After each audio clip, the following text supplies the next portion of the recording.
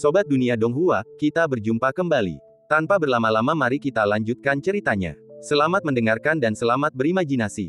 Di teras 9 roh, Zhao Xianger berdiri diam, ikat pinggang seputih saljunya melingkar erat di pinggangnya.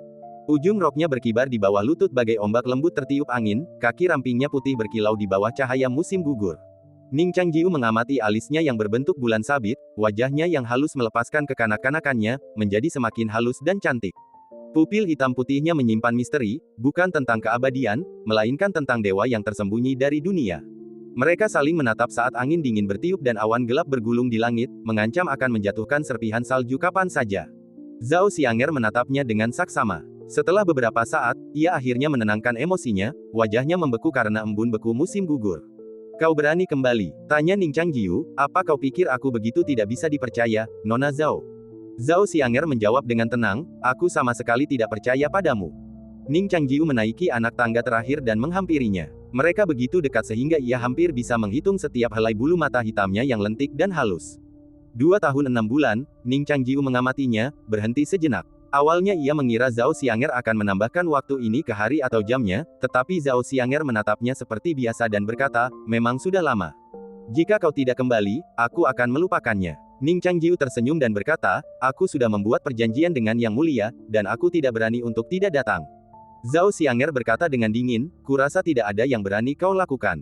Ning Changjiu menatap Jiu Lingtai dan berkata, rubah tua itu mati di sini 3 tahun yang lalu. Zhao Xianger mengangguk ringan, tubuhmu ditusuk saat itu, seperti daging babi yang tergantung di pintu tukang daging. Ning Changjiu tidak menyerah, aku ingat Yang Mulia tampak membungkuk pada daging babi itu. Zhao Xianger berkata, kau salah ingat. Wajah gadis itu selalu tenang, tetapi ketika Ning Changjiu menatap pupil matanya, ia masih bisa menemukan warna lain dalam hitam dan putih, tetapi warna-warna itu tertutupi oleh ketenangan dan ketidakpedulian. Zhao Xianger berbalik dan berdiri berdampingan dengannya, menatap langit akhir musim gugur yang suram. Ia bertanya, kapan kau kembali? Ning Changjiu menjawab, beberapa hari yang lalu. Zhao Xianger terdiam sejenak, lalu bertanya, apakah kau pergi menemui Lu Jiajia dulu? Ning Changjiu menjawab, merasa bersalah tetapi tenang, perjalanan pulangku kebetulan melewati puncak Tianku. Zhao Xianger berkata, benar. Lu Jiajia menunggu di jurang begitu lama. Jika itu aku akan pergi menemuinya dulu. Ning Changjiu mencoba menebak ekspresi bingung gadis itu dan tidak tahu harus menjawab apa. Wajah tenang Zhao Xianger akhirnya menunjukkan sedikit gerakan, tapi aku masih belum bahagia. Ning Changjiu menatap alisnya yang sedikit berkerut, tipis, dan gelap, lalu dengan ragu mengulurkan tangannya, ingin mengusapnya.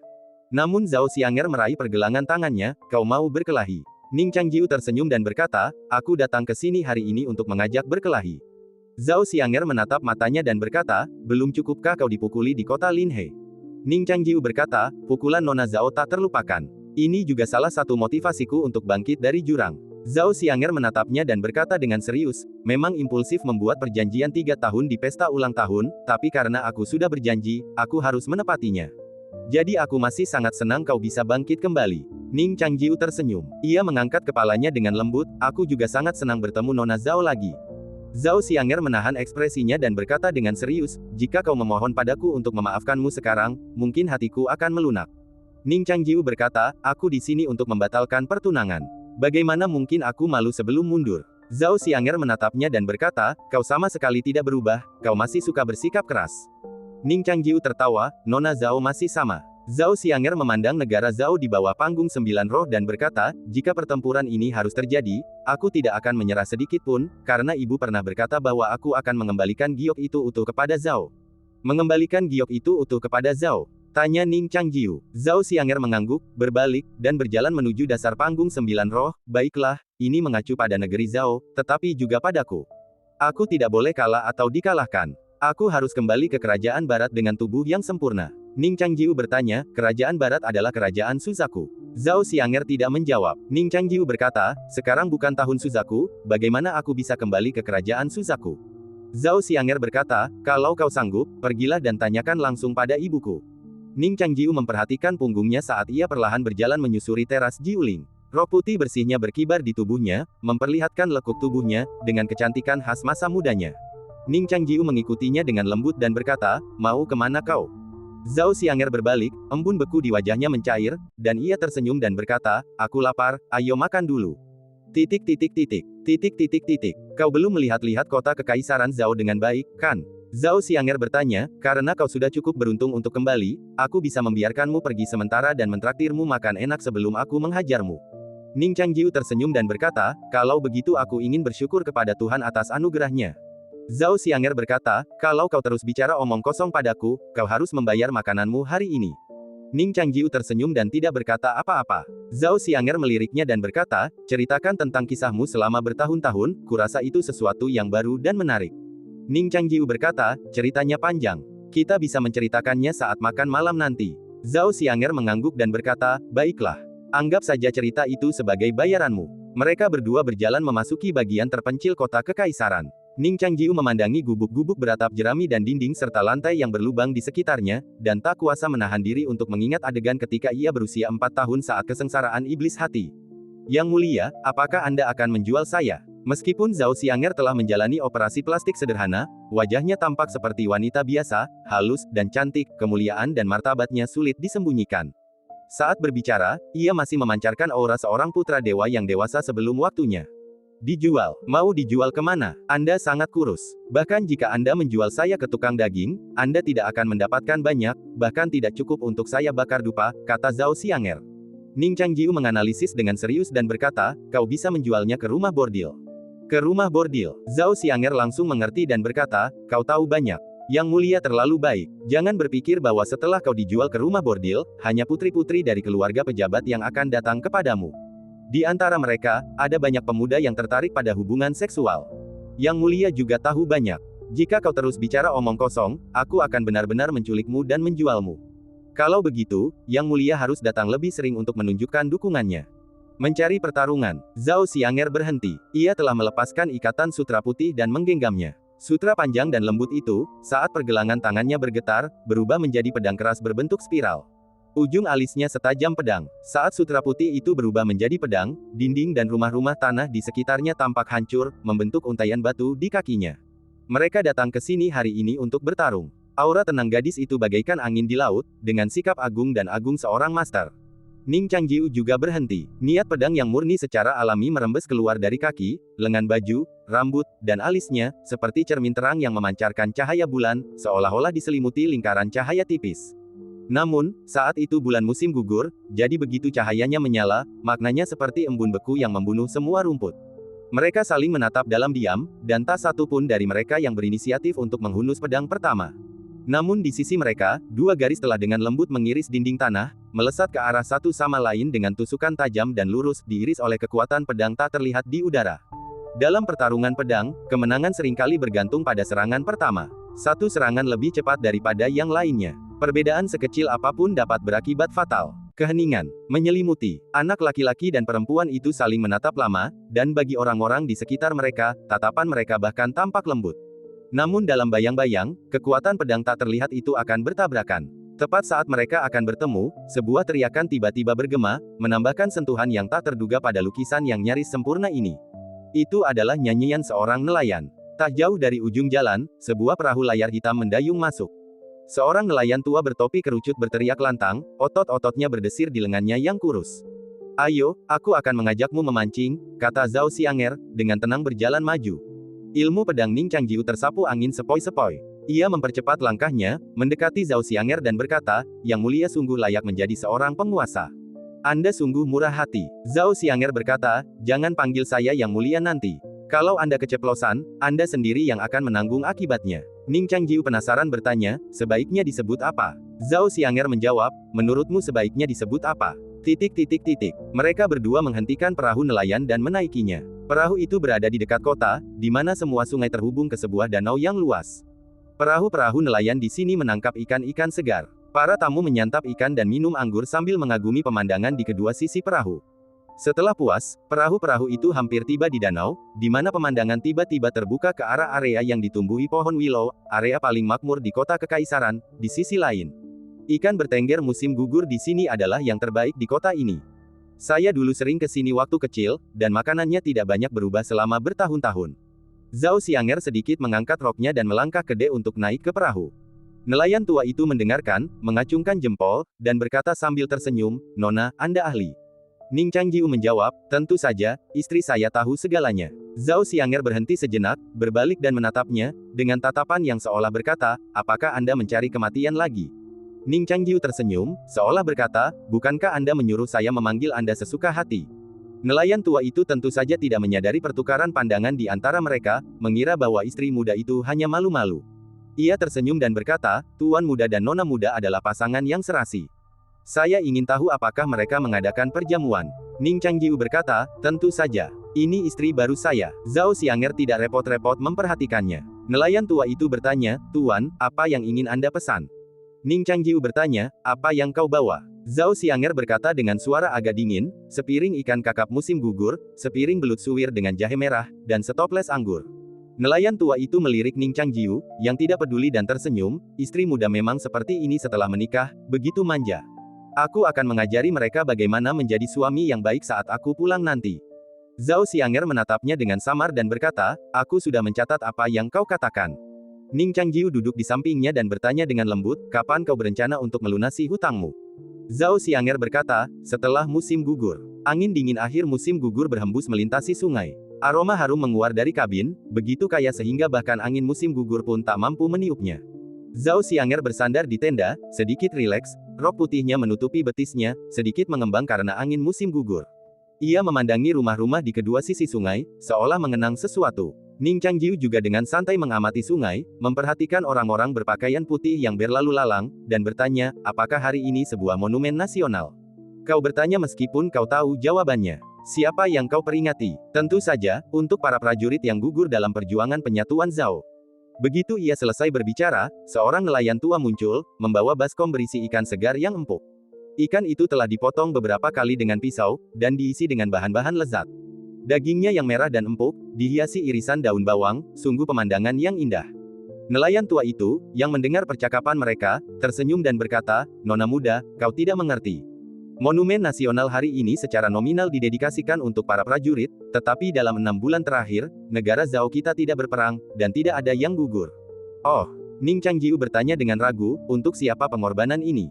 Nelayan tua itu berkata, konon, dia adalah kekasih yang mulia yang belum menikah, tetapi kekasih itu meninggal dunia karena suatu alasan. Yang mulia sangat merindukannya, tetapi beliau terlalu khawatir dengan reputasinya untuk mengatakannya dengan lantang, jadi beliau menggunakan nama sebuah pengorbanan nasional untuk mengenang kekasihnya. Ning Changjiu menunjukkan raut wajah yang tiba-tiba tercerahkan, jadi ada pepatah seperti itu. Orang tua itu benar-benar tahu banyak. Saya tidak pernah menyangka bahwa yang mulia juga orang yang penuh kasih sayang. Nelayan tua itu mendesah, ya, dengan yang mulia selama bertahun-tahun ini, negara Zhao memang telah diperbarui, tetapi siapa di dunia ini yang bisa lolos dari kata cinta? Jika seorang wanita seperti yang mulia meninggal sendirian, sungguh tidak adil bagi Tuhan. Ning Changjiu berkata, betapapun cantik dan kuatnya yang mulia, bagaimanapun juga beliau hanyalah seorang gadis remaja. Jika yang mulia bisa melepaskan sebagian reputasinya saat itu, ini bukanlah akhir. Tidak perlu mencarinya. Zhao Xianger tak kuasa mendengarkan lagi, jadi ia mengeluarkan sebatang perak batangan dan menyerahkannya kepada nelayan tua itu, menyela Ning Changjiu. Nelayan tua itu menatap perak itu dengan sedikit gentar, lalu menatap Ning Changjiu, pria yang ia anggap sebagai tuannya.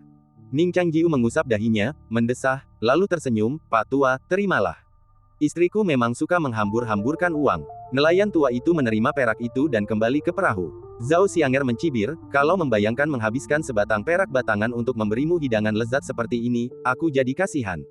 Ning Changjiu tersenyum dan berkata, tidakkah kau mau mendengarkan ceritaku? Zhao Xianger berkata, ceritakan saja, kalau tidak enak, aku akan melempar ikan itu ke sungai untuk dimakan ikan-ikan itu.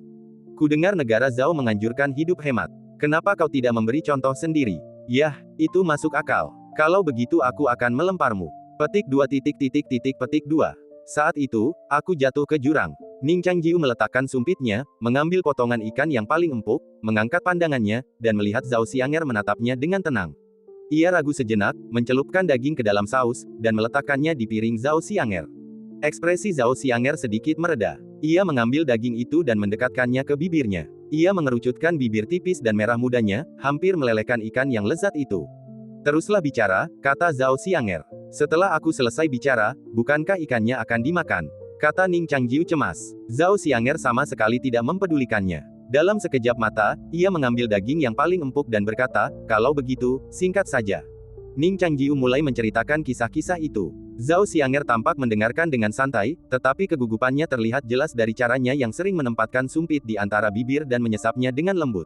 Namun, ia menyembunyikan emosinya dengan baik. Bagaimanapun, masih ada pertempuran yang harus diperjuangkan, dan ia tak boleh menunjukkan rasa takut hanya karena mendengar tentang keberadaan Raja Berdosa. Kau beruntung, komentar Zhao Xianger. Ning Changjiu berkata, jika aku sedang sial, aku tidak akan punya kesempatan untuk berbagi hidangan ikan ini dengan Xianger sekarang. Zhao Xianger memberinya sepotong ikan dari piring dan berkata dengan nada memberi selamat, kau sangat berani, ini hadiah. Ning Changjiu tersenyum dan berkata, terima kasih, Nona Xianger. Zhao Xianger teringat cerita yang diceritakannya sebelumnya dan bertanya, siapakah si Ming Yechu dan orang bernama Xiao Li itu? Ning Changjiu berkata, para penguasa kerajaan ilahi semuanya adalah dewa sejati kuno. Kaisar surgawi dan para pendeta pada dasarnya adalah roh yang ganas dan jahat. Zhao Xianger menatapnya dengan serius dan berkata, kau bohong. Ning Changjiu mengerutkan kening dan bertanya, bagaimana mungkin aku bohong? Zhao Xianger bertanya, apakah si Ming itu wanita cantik? Ning Changjiu berpikir dalam hati bahwa gadis ini memang lebih sulit dihadapi daripada Jia Jia. Ia tersenyum dan berkata, kau terlalu banyak berpikir. Zhao Xianger melanjutkan, siapa yang lebih cantik, dia atau Lu Jia Jia? Ning Changjiu sudah sedikit gugup dan tanpa sadar berkata, tentu saja, tetapi. Berhenti bicara, Zhao Xianger menatapnya. Ning Changjiu berkata, tentu saja, Nona Xianger yang paling tak tertandingi. Zhao Xianger berkata dengan marah, kau playboy. Bagaimana mungkin kakak Lu jatuh cinta pada orang sepertimu? Ning Changjiu bertanya, bagaimana denganmu? Zhao Xianger berkata, aku tidak buta. Ning Changjiu berkata, aku tunangan pilihan ibumu. Apakah kau bilang ibumu juga buta? Zhao Xianger menarik napas dalam-dalam, menatap sungai yang dingin, dan merenungkan bagaimana cara melempar pemuda nekat ini ke sungai. Untungnya, seekor belut menyelamatkan nyawanya. Seorang nelayan tua muncul membawa suiran belut dan jahe merah. Hidangan sudah tersaji di atas meja, dan Ning Changjiu hendak mengambil sumpitnya ketika Zhao Xianger menusukkan sumpitnya seperti pedang. Ning Changjiu bereaksi secara naluriah, menyambutnya dengan pukulan seperti pedang. Sumpit kayu beradu bagai instrumen perkusi, dan di tengah suara gemeretak, sumpit-sumpit itu beradu dengan kecepatan yang tak terasa. Setelah jeda singkat, keduanya berhenti, kedua pasang sumpit saling menekan, tak satu pun menang. Ning Changjiu bertanya, apa yang kau lakukan? Zhao Xianger menjawab, siapa yang memberimu izin makan duluan? Ning Changjiu mendengus. Apa kita sedang berdebat tentang siapa yang bertanggung jawab? Zhao Xianger menjawab dengan tenang, aku mentraktirmu makan ini. Aku tuan rumah dan kau tamunya. Panggil aku tuan rumah. Ning Changjiu, tentu saja, menolak. Aku bahkan mampu membeli sebatang perak pun. Kalau aku yang bayar, akulah tuan rumahnya. Zhao Xianger memutar bola matanya. Secepat kilat, ia mengambil sumpitnya, menyendok sehelai belut halus, dan memasukkannya ke dalam mulut. Cukup omong kosongnya, makanlah. Ning Changjiu mengikutinya. Kemudian, dengan seirama, mereka bergantian mengambil sumpit. Belut di piring perlahan-lahan menyusut. Ini adalah kontes tersembunyi. Seperti seorang wanita, dihadapkan pada suatu masalah yang belum diputuskan, yang suka memetik bunga, kelopak demi kelopak, hingga kelopak terakhir habis, menganggap keputusan yang diwakili oleh kelopak terakhir itu sebagai keputusannya sendiri. Itulah yang sedang mereka lakukan sekarang. Tak satu pun dari mereka menggunakan kekuatan spiritual atau cara lain, mereka bergantian mengambil sumpit, seolah siapapun yang bisa menghabiskan helai belut terakhir akan menjadi pemenangnya, penguasa pesta perahu ini. Piring belut suwir itu perlahan-lahan kosong. Keduanya mengobrol santai, tetapi tangan mereka masih bergerak. Terakhir kali Anda datang ke negara bagian Zhao, Anda mengadakan pesta ulang tahun, dan Anda tidak begitu menikmatinya. Maafkan saya karena tidak memperlakukan Anda dengan baik, kata Zhao Xianger lembut, sambil mengambil sehelai. Ning Changjiu mengambil sehelai dan berkata, suatu kehormatan bisa makan malam bersama Nona Zhao. Zhao Xianger mencibir, jangan menyanjung saya. Saya belajar itu di kota Linhe. Anda selalu mengatakan satu hal dan melakukan hal lain. Ning Changjiu tersenyum dan berkata, itulah mengapa Anda cocok dengan Xianger. Hanya ada beberapa helai belut suwir yang tersisa di piring, dan Zhao Xianger menjadi jauh lebih berhati-hati saat mengambilnya. Ning Changjiu juga mengambil sumpitnya, mengaduknya dalam kaldu, dan menemukan satu. Zhao Xianger sedikit mengernyit, lalu meletakkan sumpitnya dengan ragu, memutarnya sejenak, bibir tipisnya menegang. Sesaat kemudian, ekspresinya sedikit rileks, dan ia mengambil sehelai belut yang begitu tipis hingga seolah bisa dipatahkan hanya dengan sekali cubitan. Tekanan itu kembali beralih ke Ning Changjiu. Tuan muda Ning, tolong. Sudut mulut Zhao Xianger sedikit terangkat. Ia yakin tak akan ada lagi yang tersisa di piring. Ning Changjiu mengerutkan kening dan mencari-cari dengan hati-hati menggunakan sumpit. Sesaat kemudian, senyum Zhao Xianger membeku di wajahnya. Ning Changjiu benar-benar mengambil satu. Ia tersenyum penuh kemenangan, seolah telah memenangkan pertempuran besar. Ia memasukkan trofi terakhir ini ke dalam mulutnya dan mengunyahnya dengan lembut.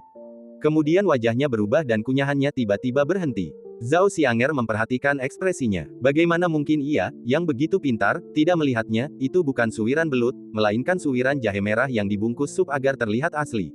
Wajahnya yang jernih dan dingin menegang sejenak, tetapi ia tetap tak kuasa menahan tawa, menggoyangkan tubuhnya. Kau kalah. Zhao Xianger mengumumkan kemenangannya. Dinginnya tinggal di istana yang dalam untuk waktu yang lama mencair dalam cahaya musim gugur. Nona Xianger sungguh luar biasa. Aku mengaku, kalah padamu. Ning Changjiu menatap mata Zhao Xianger yang melengkung saat tersenyum dan gigi putihnya yang terekspos, dan Zhao Xianger pun ikut tersenyum. Ia membungkuk dan memohon ampun sambil diam-diam menelan potongan belut yang lembut di mulutnya. Perahu nelayan itu berlayar ke danau yang terbuka, dan pemandangan tiba-tiba menjadi jelas. Nelayan tua itu membawakan anggur. Anggur itu tidak enak atau buruk, tetapi selalu memabukkan. Angin danau yang berkilauan menerpa wajahnya, membawa sedikit kesejukan. Bagaimana kalau kita berhenti berkelahi? Tanya Ning Changjiu, menatap wajah cantik Zhao Xianger. Zhao Xianger tersenyum dan berkata, kau sudah cukup makan dan minum, tapi kau tidak takut sampai kau dikirim ke tempat eksekusi dan dipenggal di musim gugur. Ning Changjiu tersenyum dan berkata, aku benar-benar takut. Zhao Xianger menyesap anggurnya, menatap sungai, teringat sesuatu, dan berkata dengan sedikit kesal, siapa yang memintamu mengirim teratai salju fantasi itu? Ning Changjiu bertanya, kau tidak menyukainya? Zhao Xianger berkata, aku akan mengambil apapun yang kuinginkan, dan aku tidak butuh belas kasihanmu. Ning Changjiu tersenyum dan berkata, ini memang salahku. Kau masih kecil. Seharusnya aku menaruhnya di kotak kayu terbaik dan mengikatkan pita merah besar untuk memberikannya padamu. Zhao Xianger mengangkat alisnya sedikit, dari nada bicaramu, kau pasti telah menipu banyak gadis kecil selama bertahun-tahun, kan? Yang mulia telah berbuat salah padaku. Kau tidak boleh menyebut dirimu orang biasa. Kenapa? Aku mengusirmu dari Zhao saat kita masih di kota Linhe. Kalau begitu, bolehkah aku menikahi gadis dari Zhao? Lalu, gadis mana yang kau suka? Apakah kau membutuhkan dekret kekaisaran dariku? Terima kasih atas kebaikanmu, Yang Mulia. Aku sudah punya surat nikah.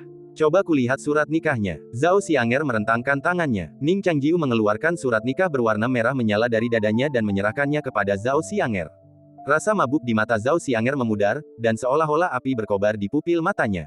Ia mengambil surat nikah itu, membukanya perlahan, dan tatapannya lembut. Tulisan tangan dan segel di atasnya sangat familiar, dan mustahil untuk dipalsukan. Apakah itu benar-benar kau? Gumam Zhao Xianger pelan. Hah? Ning Changjiu sedikit bingung. Zhao Xianger berkata dengan marah, apa kau masih berpura-pura? Yang kau berikan padaku berbeda dengan yang kuberikan padamu. Xianger penglihatannya bagus, puji Ning Changjiu. Tentu saja, surat nikah asli tidak bisa dikembalikan. Jika Zhao Xianger melihat 4 kata, selamanya bersama, yang telah kehilangan auranya, akan sulit untuk menjelaskannya. Ning Changjiu menjelaskan, surat nikah itu seharusnya ditukar. Kau memberiku satu, jadi tentu saja aku harus mengembalikannya padamu. Zhao Xianger bertanya, siapa pemilik segel ini? Ning Changjiu menjawab dengan jujur, tuanku di masa lalu. Zhao Xianger tidak berkutat pada masa lalu, hanya berkata, kau pasti berasal dari latar belakang terpandang. Tapi, apa maksudmu? Hah? Ning Changjiu bingung. Zhao Xianger berkata dengan tenang, ibu dan gurumu sepakat untuk menikahkanku pada usia 16 tahun, tanggal yang sudah lama berlalu. Perjanjian selanjutnya dibuat secara terpisah oleh kami dan tidak ada hubungannya dengan pertunangan itu. Dari pesta ulang tahun hingga pagi setelahnya ketika kau pergi ke Yujian Tianzong, kau menyembunyikan kebenaran dariku, tak pernah memberitahuku. Banyak kata-katanya dan keraguan yang ia pendam terasa bodoh. Hal ini justru membuatnya semakin kesal. Zhao Xianger melipat surat nikah dan mengembalikannya kepada Ning Changjiu, sambil bertanya, kau mengeluarkannya sekarang, apa kau mencoba mengatakan bahwa kita pasangan yang cocok? Ning Changjiu mendengarkan kata-kata yang tidak masuk akal ini dan berkata, kau tahu bukan itu maksudku. Tidak, bukankah kau yang memintaku untuk mengeluarkan surat nikah? Zhao Xianger sama sekali tidak mendengarkan, tetapi hanya bertanya, lalu apa maksudmu? Aku, Ning Changjiu bahkan tidak tahu apa yang akan ditanyakannya. Ia hanya merentangkan tangannya dan berkata, aku hanya ingin menunjukkan kepadamu betapa indahnya surat nikah ini. Kembalikan kepadaku setelah kau membacanya. Zhao Xianger mengerutkan kening, bertanya-tanya mengapa orang ini begitu tidak masuk akal. Kau ingin mengambil kembali apa yang kau berikan kepadaku. Apa maumu, gadis kecil? Gadis kecil, Yang Mulia terus memanggilmu gadis, dan sekarang kau akhirnya menunjukkan sifat aslimu. Petik 2. Petik 2. Ning Changjiu menyingsingkan lengan bajunya, melepaskan ikatan pedang baru yang terikat di pinggangnya, dan berkata, jika aku tidak mengalahkanmu sampai kau memohon ampun hari ini, aku akan menelan pedang ini. Zhao Xianger tersenyum dan melepaskan ikatan payung merah yang terbungkus kain di punggungnya. Benar, jika kau ingin membuktikan diri, kau harus mengambil pedangmu, bukan surat nikahmu. Payung merah itu diletakkan di atas lututnya, penuh dengan aura pedang. Haluan kapal tiba-tiba tenggelam. Nelayan tua itu berlari keluar dengan panik, memperhatikan kedua pengantin baru di haluan, tegang, dan dengan panik mencoba membujuk mereka, "Kalian berdua, apakah kalian berdua pengantin baru yang sedang berselisih? Sehari pernikahan membawa 100 hari rahmat. Ingatlah kebaikan satu sama lain." Ning Changjiu mengangkat tangannya dan tersenyum, "Terima kasih atas kebaikanmu, Pak Tua. Pengantin baruku baru saja menikah dan tidak patuh. Aku memutuskan untuk mendisiplinkannya hari ini." Zhao Xianger dengan lembut mengelus permukaan payung merahnya yang berbintik-bintik, sambil berkata, "Semoga pedangmu setajam lidahmu." Di sepanjang danau, orang-orang datang dan pergi. Di antara paviliun tepi sungai dan paviliun brokat, kemegahan masih mekar sempurna. Suara sitar dari aula nyanyian terdengar samar-samar dari kejauhan. Di tengah danau, sebuah perahu nelayan tiba-tiba berhenti, dan angin musim gugur tiba-tiba mereda. Di depan perahu, seekor ikan mas dengan lembut menyodok permukaan air, menciumnya dan menciptakan lingkaran riak-riak halus. Tiba-tiba, riak-riak itu terbelah dari pusatnya, dan titik-titik kecil energi pedang berhamburan seperti rumput bebek musim gugur di atas danau yang dingin. Perahu berguncang hebat di tengah danau, lalu segera kembali tenang. Ning Changjiu dan Zhao Xianger duduk berhadapan, gaun dan rok putih mereka saling memantulkan bayangan seperti dinding putih yang diselimuti salju. Ning Changjiu memegang pedang baru yang tak ternilai harganya, sarungnya terbuat dari kayu eboni berpernis yang dibalut kulit anakonda putih. Sisik-sisik putih bundar pada sarungnya dihiasi lapisan tembaga, warna tembaga cerahnya sedikit menua, memancarkan kilau terang dan gelap. Saat tangan Ning Changjiu menggenggam gagangnya, pedang besi di dalam sarung kulit anakonda itu tampak hidup, bergetar tak stabil di dalam sarungnya seperti ular putih sungguhan yang berjuang melepaskan kulit luarnya yang tua dan menggantinya dengan sisik baru yang tajam dan penuh gigitan. Alis pemuda itu berubah menjadi senyuman saat energi pedang melonjak, rambut hitamnya berkibar tertiup angin danau, seperti ular yang panik menari-nari di dalam sarungnya. Ia mulai menghunus pedangnya, kilatan cahaya berkilauan di lehernya, tetapi pedang dan sarungnya tetap menyatu sempurna, seolah-olah tindakan menghunus pedang hanyalah ilusi. Zhao Xianger tidak melihat tangannya yang sedang menghunus pedang. Ia dengan lembut merapikan lapisan sutra dari payung merahnya, satu tangan dengan lembut bertumpu pada kanopi, tangan lainnya menggenggam gagangnya. Ekspresinya santai, tanpa ekspresi namun berseri-seri. Angin sepoi-sepoi bertiup dari danau, dan ia tampak seperti gadis muda yang lembut, siap membuka payung merahnya yang seperti bunga untuk melindungi diri dari angin musim gugur yang sejuk atau hujan yang akan datang. Ikan koi mencium air, melesat pergi.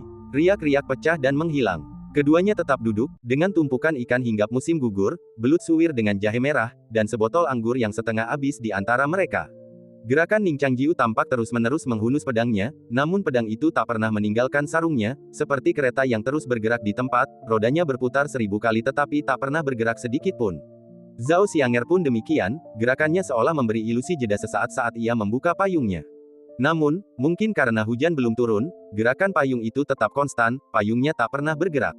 Masing-masing menunggu lawannya menghunus pedang terlebih dahulu. Ilmu pedang seorang kultivator berbeda dengan seorang prajurit yang gagah berani. Sementara para pendekar pedang penjahat sering beradu kecepatan, konfrontasi langsung seorang kultivator mengutamakan momentum.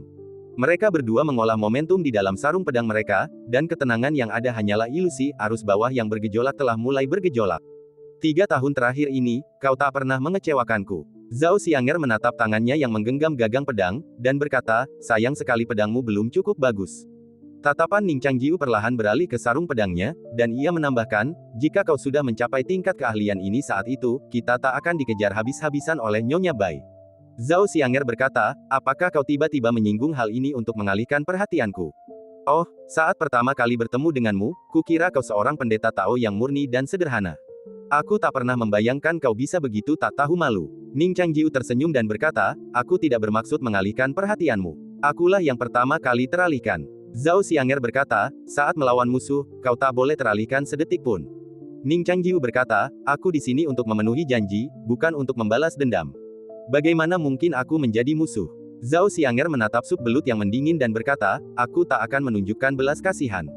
Nelayan tua itu mendengarkan percakapan mereka dengan bingung. Saat mereka pertama kali menghunus pedang, pikirannya tercekat, tenggorokannya tercekat, dan ia tak bisa berkata apa-apa.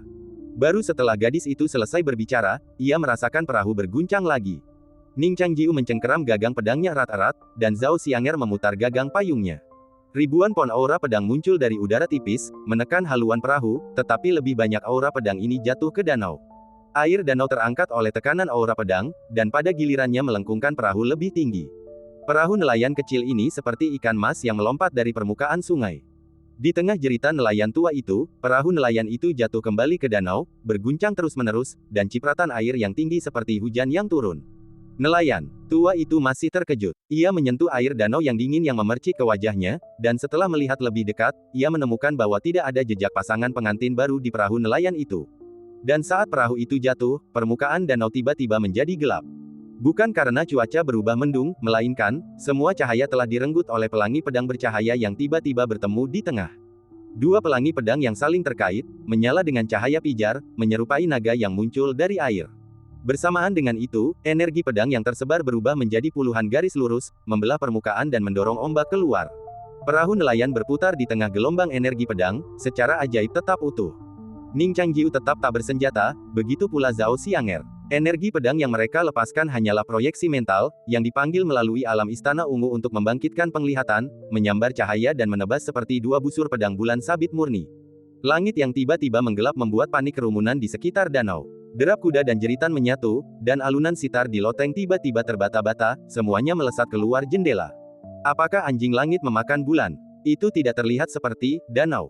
Sepertinya ada seseorang di atasnya. Bagaimana mungkin? Ning Changjiu dan Zhao Xianger melompat tinggi di atas danau. Keduanya telah mencapai alam istana ungu, mampu melayang di udara. Mereka melompat serempak, mempertahankan ketinggian yang sama, dan hampir bersamaan mengulurkan tangan, saling menebas lengan, menggenggam gagang pedang masing-masing. Lengan bawah mereka berbenturan, tulang-tulang bergetar bagai logam yang beradu dengan batu. Mereka tampak tak peka terhadap rasa sakit, saling menggenggam lengan bawah dengan punggung tangan. Dengan dorongan tiba-tiba, sosok mereka dengan cepat mendekat, di ambang tabrakan. Dalam sepersekian detik, mereka secara bersamaan mengubah gerakan. Genggaman Ning Changjiu pada pedangnya tiba-tiba mengendur, dan jari-jarinya, yang memancarkan cahaya telepati, menghantam dada Zhao Xianger dengan pukulan cepat dan tajam. Zhao Xianger melancarkan pukulan yang tampak tak berbahaya, tetapi jika diperhatikan lebih dekat, terlihat setetes air danau menggantung di ujung tinjunya, sebuah dunia yang berkilauan dan halus di dalamnya. Itu adalah sebuah pukulan, tetapi juga dunia ilusi. Pedang dan tinju beradu, jari pedang menyentuh kulit Zhao Xianger tanpa bersentuhan, seperti pedang lumpur yang tenggelam ke laut, lenyap dalam sekejap. Tinju putih Zhao Xianger menghantam dadanya, memicu catatan ilahi sura yang melindunginya. Sinar cahaya keemasan bersinar di balik jubah putihnya, menyerupai jaring meridian yang rumit. Separuh catatan ilahi ini menetralkan sebagian besar kekuatan pukulan, meskipun kekuatan itu terus meledak di dalam dirinya. Setelah benturan awal, Ning Changjiu terluka lebih parah, namun tanpa sepatah kata pun, ia tiba-tiba menarik jarinya dan menusukkannya secara diagonal ke titik akupuntur di pinggangnya. Gerakan ini juga tipuan, yang dimaksudkan untuk memaksa Zhao Xianger membela diri dan memanfaatkan kesempatan untuk menghunus pedangnya. Zhao Xianger tidak tertipu. Sebaliknya, ia melancarkan pukulan lain, beberapa inci jauhnya. Angin yang datang diarahkan kembali oleh pukulannya, menyebabkan rambut hitam Ning Changjiu terpental ke belakang. Setelah pukulan itu mendarat dengan kuat di tubuh Ning Changjiu, ia mengubahnya menjadi telapak tangan, mengulurkan tangan, dan juga meraih gagang pedangnya. Mereka tampak tidak sedang bertanding, melainkan lebih seperti pertandingan latih tanding, seolah siapapun yang menghunus pedang lebih dulu akan kalah. Mereka saling menggenggam sarung pedang dan tiba-tiba menghunus pedang. Saat itu, rasanya lebih seperti memindahkan gunung daripada menghunus pedang. Saat mereka saling menggenggam sarung pedang, semua meridian di tangan mereka menyeruak keluar dari bawah kulit, dan aura mereka melonjak keluar bagai aliran listrik yang mengalir deras di sekujur tubuh. Listrik itu membuat alis mereka memucat. Krak, suara kedua pedang yang terhunus saling bersahutan. Sarung pedang itu menyerupai gua hitam pekat, dan energi pedang, bagaikan embusan angin dan kelelawar yang memancar dari kedalamannya, langsung menyelimuti pemuda dan pemudi yang beradu di udara. Pakaian dan rok putih mereka menari cepat tertiup angin, kain mereka yang bermuatan spiritual meregang hingga batasnya, memancarkan gemuruh seperti guntur. Permukaan danau runtuh, berubah menjadi selimut putih salju. Kemudian, air yang tenggelam tiba-tiba naik kembali, seperti naga air, dibelah oleh energi pedang di dekat sosok mereka, berubah menjadi 4 aliran air yang miring ke langit. Mereka menghunus pedang mereka hampir bersamaan. Mereka adalah pedang satu sama lain. Bila pedang bercahaya, terhunus, menyerupai 2 kolam air zamrud, bayangan mereka yang berkilauan dan berkelok-kelok terpantul di air jernih.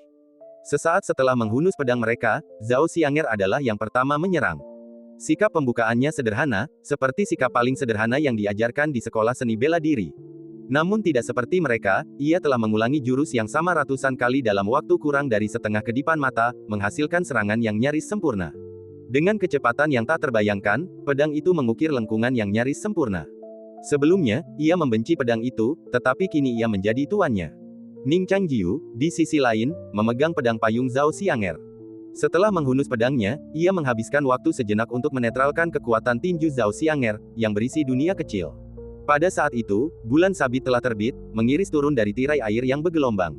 Tatapan Ning Changjiu terkunci tepat pada kilauan pedang yang jatuh itu. Pedang itu tidak menyerupai pedang, lebih seperti bilah yang berat. Sebagai perbandingan, pedang payung di tangan Ning Changjiu ramping seperti jarum besi panjang, tetapi ini bukan senjata biasa. Ning Changjiu memiliki keyakinan padanya, jadi tanpa berpikir dua kali, ia menangkisnya dengan tusukan yang kuat. Keduanya bertabrakan, dan kekosongan di bawah kaki Ning Changjiu hancur berkeping-keping.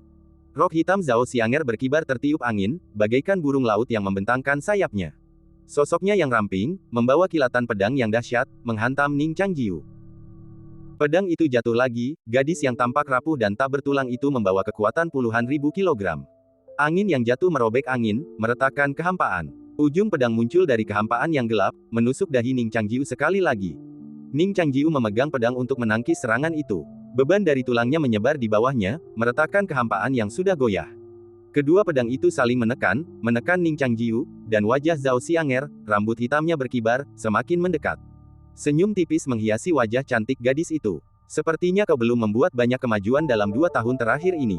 Ning Changjiu ditekan ke bawah, jatuh ke danau. Setiap kali ia berbicara, emosinya sedikit terkuras, tetapi ia tetap berkata, aku hanya tidak suka memukul perempuan. Zhao Xianger mendengus, apa aku harus bersikap lembut pada wanita? Ning Changjiu memandangi gaun putihnya, wajahnya dipenuhi rasa tidak senang saat mengingat saat mereka bertukar pakaian. Bang! Ning Changjiu terdorong ke permukaan. Airnya meledak. Ning Changjiu tidak tenggelam. Jari-jari kakinya melangkah di air, pedangnya menopang berat tubuh gadis itu yang bagaikan gunung, namun ia tetap menjaga keseimbangan yang aneh namun cerdik. Ekspresi Zhao Xianger sedikit berubah. Dalam sekejap, bayangan teknik Taois yang tak terhitung jumlahnya tiba-tiba muncul dari danau di sekitarnya. Mereka menyerupai menara dan jembatan yang menjulang tinggi yang dibangun di atas air, saling terhubung seperti pelat besi di atas baju zirah. Ini mengingatkan pada penciptaan kota di danau oleh master penyihir, yang memegang gulungan kuno. Namun, ini adalah formasi Dao murni. Ketika Ning Changjiu menghunus pedang surah dari tubuhnya, ia bertanya-tanya apa yang bisa diciptakan oleh buku-buku rahasia itu, bukan hanya teknik pedang. Hari ini, ia telah memberikan jawabannya. Formasi Dao ini membentuk dunia kecil yang sesaat, dunia tempat Ning Changjiu dapat menguasai aturan untuk sementara waktu dan menjadi dewa yang mampu mengendalikan angin dan hujan. Karena itu, saat ia turun, tekanan danau secara ajaib menahannya. Arus tiba-tiba berbalik. Zhao Xianger menghadapi lebih dari satu musuh, paviliun, menara, dan bahkan jembatan murai semuanya adalah musuhnya. Dunia ini tidak menyambutnya. Sebaliknya, ia menghadapi aturan dunia formasi Dao ini. Ning Changjiu, menghunus pedang payung ramping dan mengerahkan kekuatan formasi Dao, dengan paksa menangkis pedang Zhao Xianger. Bersamaan dengan itu, tangan kirinya, yang tergenggam di belakang punggungnya, meraup air dari danau, mengubahnya menjadi pedang dan menusukkannya ke arah Zhao Xianger. Zhao Xianger memandang formasi Dao yang menekannya seperti kavaleri berat berbaju zirah hitam. Alih-alih mundur untuk menghindari ujung yang tajam, ia mencengkeram pedangnya dengan kedua tangan dan menerjang Ning Changjiu. Ning Changjiu sedang membangun dunia saat ini. Seperti takdir, otoritas Suzaku adalah dunia, sebuah hukum dengan tatanan yang jauh lebih tinggi yang melampaui ruang. Dan ia secara alami memiliki sebagian darinya. Di danau, cahaya pedang bersinar kembali. Kali ini, lebih mirip alis daripada bulan, alis Zhao Xianger. Ning Changjiu, yang tenggelam dalam dunia ciptaannya sendiri, secara alami tak kenal takut. Ia menatap gadis yang berlari ke arahnya secepat kilat, dan dengan jentikan pedang panjangnya, ia membentuk formasi bayangan ke segala arah di barat. Saat Zhao Xianger mendekat, bayangan itu hancur berkeping-keping, menyatu di tengah. Pedang ramping Ning Changjiu, yang melekat pada bayangan pedang, tiba-tiba menjadi 100 kali lebih tebal. Dan dengan satu tebasan pedang ini, ia juga menebas seluruh formasi Dao, yang tampak seperti dunia kecil. Ini adalah strategi yang telah lama ia sembunyikan, tetapi ia tak tahan melihat Zhao Xianger begitu arogan, jadi ia ingin menggunakannya untuk mengintimidasinya. Seluruh formasi Dao menyerupai ratusan prajurit perkasa, cakar mereka terbuka, meraung marah ke arah Zhao Xianger yang terperangkap. Saat sosok mereka beradu, kilatan pedang mereka menebas seperti jalinan Catkin Willow.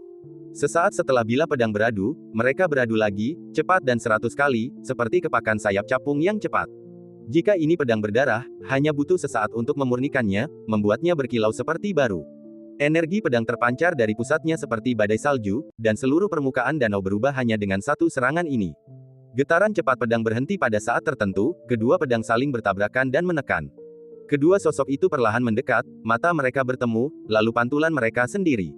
Seluruh energi dan kekuatan pedang tampak seperti bola api raksasa yang menyusut hingga batasnya sebelum tiba-tiba meledak. Boom! Di tengah cahaya putih, badai meletus di antara kedua pedang, mendorong mereka mundur dengan dahsyat. Air danau membubung tinggi ke langit, membawa setetes air hujan yang halus. Ning Changjiu, mengandalkan tubuh suranya yang lumpuh untuk melawan, berlutut dengan satu lutut dan menancapkan pedangnya ke dalam air, tiba-tiba menghentikan luncurannya sejauh puluhan kaki dengan kekuatan spiritual yang murni dan dahsyat. Tepat saat energi pedang meledak, Zhao Xianger membuka payung merahnya. Ribuan pedang tajam dan puluhan formasi dao secara bersamaan menghantam payung, juga mengguncang cengkeramannya. Penutup payung terlempar ke belakang, terlepas dari tangannya, dan jatuh ke permukaan danau, melayang seperti perahu ringan. Zhao Xianger mengayunkan pedangnya tanpa henti, mengiris pecahan formasi dao yang bergerak maju seperti nyamuk yang sedang menepuk. Di tengah badai yang mengamuk, ia berputar lincah di udara sebelum mendarat dengan anggun di gagang payung. Payung merah itu melayang seperti perahu, gagangnya yang ramping menjulang lurus dari rusuknya. Zhao Xianger mengetuk-ngetukkan jari kakinya, menyeimbangkan dirinya di gagang payung. Bara api badai meniup rambutnya yang halus, dan rok putihnya berkibar-kibar seperti gumpalan asap yang masih tersisa. Kali ini, masing-masing dari mereka menyembunyikan keahlian mereka, dan pertarungan itu hampir seperti pertarungan pedang murni. Ning Changjiu, bersandar pada pedangnya, perlahan berdiri di tengah danau. Ia menyentuh dahinya, bercak darah di sana. Air terjun mengaburkan sosok mereka. Sebagian besar orang di danau menyaksikan pertarungan antar manusia abadi untuk pertama kalinya. Meskipun mata mereka tak mampu menangkap sosok-sosok abadi yang nyaris tak terlihat, suara mengerikan itu langsung terdengar. Yang pemalu lari ke segala arah, sementara yang lebih berani berkumpul di sekitar pagar, berteriak keras. Nelayan tua itu mendayung dan lari, baru berhenti ketika ia meluncur ke sungai. Ia membetulkan topi jeraminya, raut wajahnya tampak rumit. Jadi mereka pasangan abadi, tapi emosi mereka agak terlalu keras. Untungnya, Yang Mulia ada di sini untuk memerintah negara Zhao, kalau tidak, manusia akan menderita lagi. Memikirkan hal ini, ia mengeluarkan batangan perak dan mengunyahnya, takut itu hanya ilusi. Saat hujan deras turun di danau, Zhao Xianger dengan lembut melompat turun, menggenggam gagang payung dengan punggung tangannya, dan berjalan menghampiri Ning Changjiu. Ayo pergi, katanya. Ning Changjiu mengangguk pelan. Ketika danau mengering, kedua sosok itu menghilang. Detik berikutnya, mereka muncul kembali di jalanan yang sepi. Air danau telah mengering di tubuh mereka berdua, tetapi wajah mereka pucat pasi, kelelahan mereka hampir tak tersamarkan. Ilmu pedang Nona Xianger masih setajam dulu. Ning Changjiu tiba-tiba menggenggam gagang payungnya dan mendorong rapiernya kembali ke dalamnya. Zhao Xianger juga perlahan memasukkan pedang itu ke sarungnya. Ketika aku menjadi abadi, kau belum mencapai alam misterius. Sekarang kau bisa menyaingiku dengan kekuatan pedangmu. Kau sungguh luar biasa, puji Zhao Xianger sepenuh hati. Ning Changjiu berkata, aku hanya bisa bertahan. Jika kau menyerangku dengan pedang lain, aku khawatir tulang-tulangku akan hancur. Zhao Xianger meliriknya, sudut mulutnya sedikit melengkung, menunjukkan kelemahan kepada musuh tidak akan berhasil bagiku.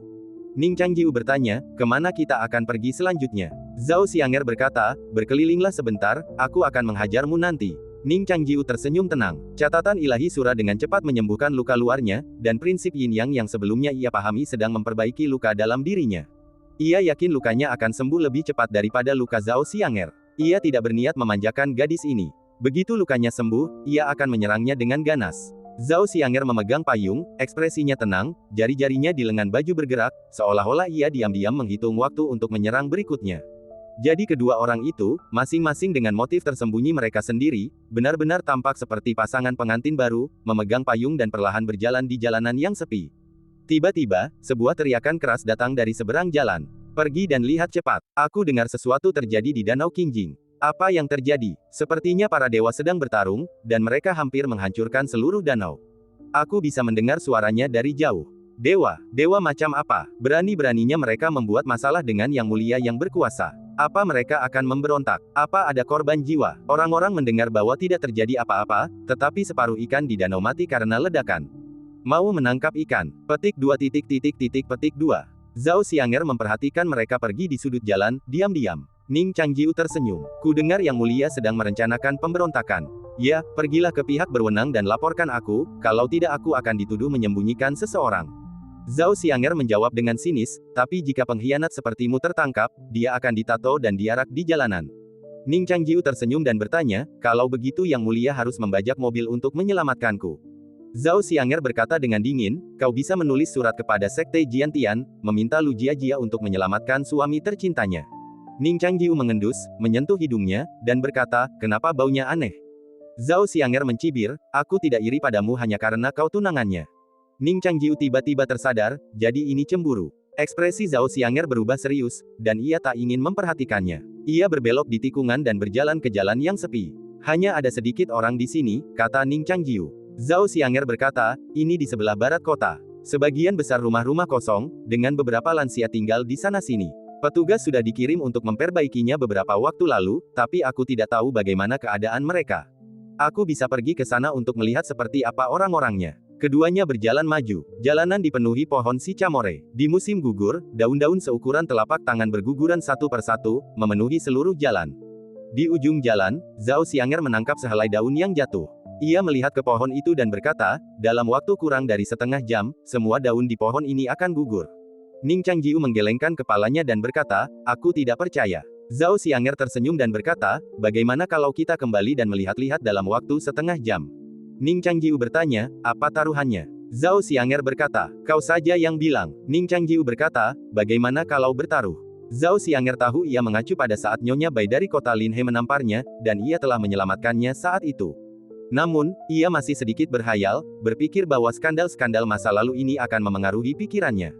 Terserah, kata Zhao Xianger tenang. Keduanya terus maju, tetapi berhenti bersamaan saat melewati sebuah rumah kosong. Zhao Xianger mengintip melalui celah pintu yang tertutup dan mengerutkan kening, ada yang salah di sini. Ya, ada aura pembunuh, Ning Changjiu mengangguk. Di halaman rumah besar itu, 6 penari cantik bergaun merah berlutut dengan anggun di tanah, kepala mereka tertunduk, masing-masing memegang sebilah pedang baja ramping berukuran sedang. Di hadapan mereka berdiri seorang pria berpakaian hitam, berbaju zirah. Punggungmu terlalu tegap, orang-orang akan curiga ada pedang tersembunyi di sini. Saat kau tampil, kau harus menyembunyikan aura pembunuhmu dan meyakinkan semua orang bahwa kau hanyalah seorang gadis pemain sitar. Lalu, saat kau mencapai puncak kenikmatan, hunus pedangmu dan bunuh wanita itu. Kau mengerti, pria kekar berpakaian hitam itu menegur dengan suara dingin dan tegas. Ia memegang cambuk panjang berduri di belakang punggungnya, kedua tangannya tergenggam di belakang punggung. Para penari yang berlutut ketakutan, tak mampu berkata-kata. Dimengerti, jawab wanita yang dimarahi itu dengan malu-malu. Pria berpakaian hitam itu mengangkat dagu penari itu dengan cambuknya, menatap wajahnya, dan berkata, aku tahu apa yang kau pikirkan. Apa kau pikir upaya pembunuhan ini mustahil dan sia-sia? Tak seorang pun berani menjawab. Pria berbaju hitam itu berkata, kalian para wanita masih terlalu picik. Meskipun negara Zhao tidak bergerak sekarang, jika mereka melancarkan serangan, kalian semua akan menjadi budak bangsa yang ditaklukkan, dijual ke kamp tentara Zhao sebagai pelacur. Barulah kalian akan tahu apa artinya menjalani hidup yang lebih buruk daripada kematian. Sekarang, patuhlah, dan kalian beserta keluarga kalian akan memiliki kesempatan untuk bertahan hidup. Baik, Tuan. Para pembunuh penari itu berlutut patuh dan menjawab serempak. Mereka tahu kemampuan hebat pria berpakaian hitam itu. Konon, kekuatannya bahkan menyaingi hantu warna-warni yang dulu terkenal. Setelah kematian hantu warna-warni, penilaian pria berpakaian hitam terhadapnya hanyalah bahwa ia mencari ketenaran dan reputasi. Kini, mereka telah menyusup ke negara Zhao dan membeli halaman ini, mempersiapkan upaya pembunuhan di perjamuan kenegaraan. Pria berpakaian hitam itu menatap ke 6 wanita yang sedang menyerang, tahu bahwa mereka akan hancur sejak mereka memasuki negara Zhao. Dengan bantuan mereka, pembunuhan itu mustahil. Peran mereka hanyalah menciptakan kekacauan, pada akhirnya ia akan menjadi pembunuh pamungkas. Lanjutkan latihannya, kata pria berpakaian hitam itu. Ke-6 gadis yang sedang bernyanyi dan menari berlutut menanggapi, sosok mereka berpencar. 2 dari mereka mengeluarkan sitar dan pipa mereka, duduk saling berhadapan, dan 4 berdiri di tengah, siap untuk tarian yang anggun. Nyanyian dan tarian dimulai. Pria berpakaian hitam itu tetap tak bergerak. Gadis yang memainkan sitar menyadari sesuatu yang aneh dan menatap pria berjubah hitam itu. Sesaat kemudian, ia berteriak. Sosok berjubah hitam itu, yang tampak seperti iblis bagi mereka, memiliki bilah pedang berlumuran darah yang mencuat dari dadanya. Salju tebal menempel di jubah hitamnya, membuatnya sulit dilihat, tetapi bau darah yang menyengat sudah sangat menyengat. Saat gadis muda itu berteriak, sosok kekar berjubah hitam itu roboh. Jeritan bergema di halaman yang semrawut. Seseorang benar-benar merencanakan pemberontakan. Ning Changjiu menatap sosok berjubah hitam yang roboh dan menggelengkan kepalanya sedikit. Zhao Xianger berkata, itu bukan pemberontakan, itu mencari kematian. Ning Changjiu tersenyum dan berkata, kurasa kau sudah terlalu lama tinggal di istana, dan orang-orang ini telah melupakan martabatmu. Mereka membisikkan beberapa patah kata, dan telinga keenam wanita itu dipenuhi dengan makna tersendiri. Mereka merasa seperti disambar petir, darah mereka membeku menjadi es, dan mereka tidak bisa bergerak. Ini, gadis berbaju putih ini, mungkinkah permaisuri Zhao? Adegan absurd ini terbentang bagaikan mimpi buruk. Mimpi buruk sebelumnya telah ambruk ke tanah, menjadi mayat. Mimpi buruk yang sesungguhnya, berbalut gaun putih bersih, turun tanpa suara. Yang mulia, ampuni nyawaku. Wanita yang memegang sitar adalah yang pertama berlutut, bersujud dengan berat, dahinya membentur pasir kasar dan berdarah deras. Yang lain juga bereaksi, berlutut panik di tanah, bersujud berulang kali, memohon ampun. Zhao Xianger mengabaikan permohonan mereka dan hanya berkata, teruslah berlatih. Setelah mengucapkan kata-kata ini, ia berjalan melewati kerumunan dan masuk ke ruangan di belakang halaman. Ruangan itu dipenuhi debu dan sarang laba-laba, hanya ada bangku dan meja dengan kaki patah. Zhao Xianger menarik bangku ke depan meja dan duduk, bersandar di sana seolah-olah itu adalah singgasananya. Ning Changjiu mengerti maksudnya dan duduk di sampingnya. Para penari, dengan dahi mereka berlumuran darah, saling memandang dengan bingung. Aku akan membiarkanmu melanjutkan, kata Zhao Xianger. Dengan kata-kata ini, para penari tahu mereka akan celaka. Dan mereka duduk dengan putus asa. Suara zither dan pipa yang memilukan bergema, seperti melodi pemakaman. Langkah para penari goyah, tanpa keanggunan, wajah pucat mereka berlumuran air mata keputusasaan. Zhao Xianger menyaksikan dengan tenang, ekspresinya tenang. Para wanita merasakan saat-saat terakhir mereka. Wanita muda yang memainkan zither itu tampak enggan mati, memetik dengan putus asa hingga jari-jarinya berdarah. Di tengah alunan musik yang masih tersisa, kedua wanita itu dengan gemetar menghunus pedang mereka dari balik pakaian mereka, sementara para penari menghunus pisau mereka dari bawah paha. Dengan pisau terangkat, mereka gemetar seolah bergegas menuju tempat eksekusi. Salah satu wanita tersandung roknya, tersandung dan hampir menusuk pria di depannya dari belakang. Dentingan pedang bergema di ruangan sederhana itu. Lantai dipenuhi dengan bilah-bilah patah. Pergilah ke istana dan temukan penjaga malam. Setelah setahun, jika kau berhasil kembali hidup-hidup, kau akan layak menjadi pedangku. Jika kau lolos, kau akan dibunuh tanpa ampun. Kata Zhao Xianger perlahan. Nightwalkers adalah organisasi pembunuh yang sangat kejam dari negara Zhao. Banyak pejabat dan jenderal dari negara Jin telah tewas dalam pembunuhan mereka. Setelah mengatakan ini, Zhao Xianger menutup matanya, dan baru membukanya perlahan setelah para penari bubar. Mengapa kau membiarkan mereka pergi? Tanya Ning Changjiu. Zhao Xianger terdiam sejenak, lalu perlahan mulai berbicara, ketika aku masih sangat muda, ada banyak saudariku di istana Qianyu. Ia berhenti sejenak, lalu melanjutkan, baru setelah dewasa aku menyadari bahwa mereka semua adalah regu pembunuh yang disiapkan oleh ibuku untukku. 3 tahun yang lalu, setelah pertikaian sipil di kota kekaisaran, mereka. Ia tidak melanjutkan. Ning Changjiu sedikit bingung. Zhao Xianger memejamkan mata dan berbisik, aku agak lelah. Aku ingin tidur sebentar. Setelah itu, ia berbalik dan menyandarkan kepalanya tepat di paha Ning Changjiu. Satu tangan diletakkan di bawah pipinya, tangan lainnya di dadanya, kakinya yang panjang dan ramping sedikit ditekuk, terlipat di atas bangku. Permaisuri Zhao benar-benar tertidur lelap di rumah bobrok ini. Ning Changjiu menatap gadis itu yang menyandarkan kepalanya di pangkuannya, dan mengulurkan tangan untuk membelai rambutnya dengan lembut. Zhao Xianger bernapas dengan teratur, tak bergerak, selembut dan selembut anak kucing. Ekspresi Ning Changjiu lembut. Setengah jam kemudian, ia perlahan terbangun. Gadis itu berdiri seolah-olah tidak terjadi apa-apa. Ning Changjiu dan Zhao Xianger meninggalkan halaman bersama. Mereka kembali ke jalan yang mereka lalui sebelumnya. Di penghujung musim gugur yang suram, dedaunan berguguran menutupi tanah. Ning Changjiu dan Zhao Xianger mengangkat kepala bersama dan melihat ke arah pohon tempat mereka bertaruh. Pohon sicamore itu sudah tua, daun-daunnya telah gugur. Kau kalah, kata Ning Changjiu. Seekor burung pipit kebetulan sedang bertengger di batang pohon yang gundul. Itu adalah daun terakhir di pohon itu sebelum musim dingin tiba. Dan cerita pun berakhir, nantikan cerita selanjutnya. Terima kasih telah mendengarkan.